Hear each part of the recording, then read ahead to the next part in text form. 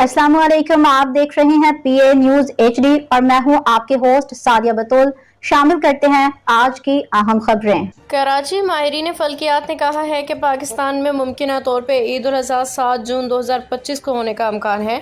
ज़ुल्हिज्जा का चांद देखने के लिए मरकज़ी रुयत हिलाल कमेटी का इजलास 27 मई को होगा। पाकिस्तान में ज़ुल्हिज्जा का चांद 27 मई बरोज़ मंगल 29 दिक्कत को नजर आने का इम्कान नहीं है। माहिर फल्कियात प्रोफेसर डॉक्टर मोहम्मद जावेद इकबाल ने कहा कि ज़ुल्हिज्जा की चांद की पैदाइश 27 मई को सुबह 8:02 पे होगी और गुरूब आफ्ताब के वक्त चांद की उम्र तकरीबन 11 घंटे 13 मिनट होगी, जबकि चांद की रुयत के लिए उसकी उम्र 16 से 18 घंटे होना ज़रूरी है।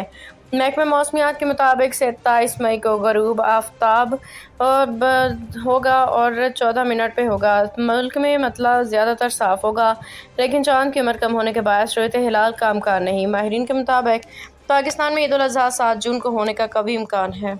न्यूज स्टूडियो से अब तक के लिए इतना ही। मजीद खबरों और अपडेट्स के लिए देखते रहिए पीए न्यूज HD।